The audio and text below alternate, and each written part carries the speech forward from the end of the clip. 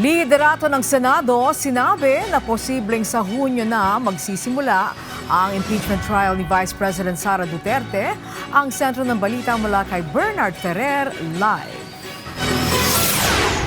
Angelique, ilang linggo pa bago masaksihan ng araw-araw na pagdinig ng impeachment court laban kay Vice President Sara Duterte. Itong binigyan diin ni Senate President Alan Peter Cayetano, lalo't hinihintay pa ang magiging tugon ng Vice Presidente sa ipapadalang summons sa kanya.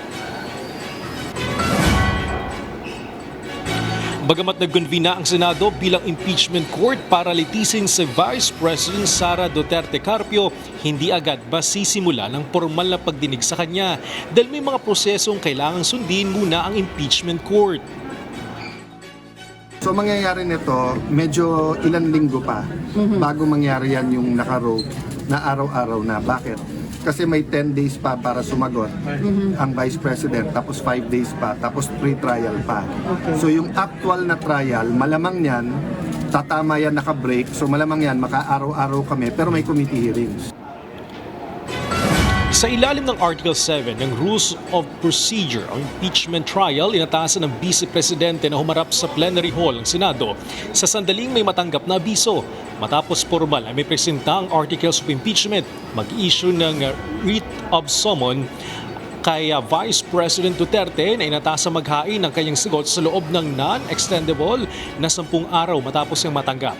Inutos din ni Senate President Alan Peter Cayetano sa Sergeant at Arms ang ipahatid ang summons kasamang kopya ng Articles of Impeachment.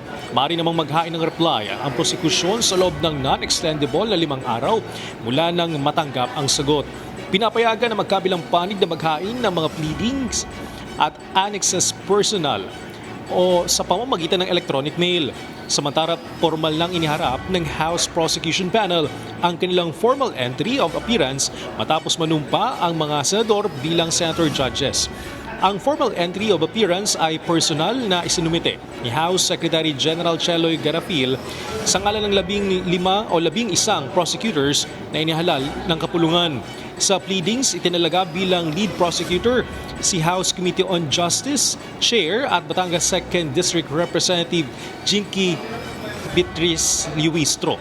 Kasama sa mga paratang laban sa Vice Presidente ang umunoy maling paggamit ng confidential funds, unexplained wealth, bribery at mga banta laban kina Pangulong Ferdinand R. Marcos Jr., First Lady Liza Araneta Marcos at dating Speaker Martin Romualdez.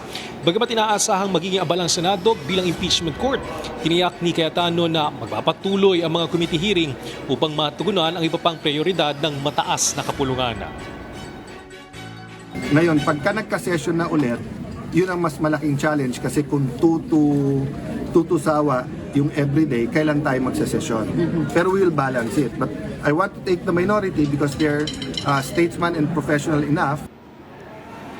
Angelique, sa iba pang balita, hinihingi naman ng Office of the Ombudsman ang listahan ng mga miyembro ng media na nasa Senado noong May 13 at 14 kung saan naganap ang tensyon dito sa mataas sa kapulungan.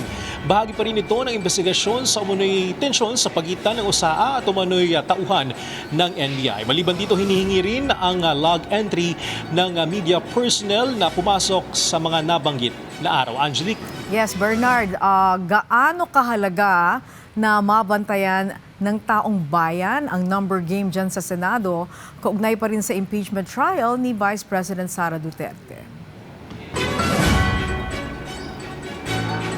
Angelique, sa ngayon ang bilang natin 13 yung nasa majority, 11 yung nasa minority. Napakahalaga ng bilang na ito dahil para makonvict ang Vice Presidente kailangan 16. Para ma-acquit naman, kailangan lang siya.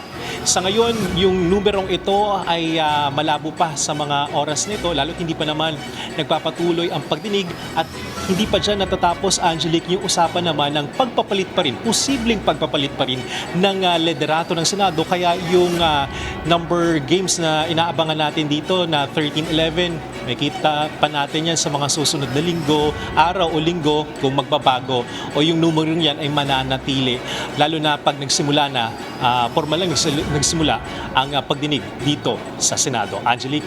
Okay, abangan natin yan. Maraming salamat, Bernard Ferrer.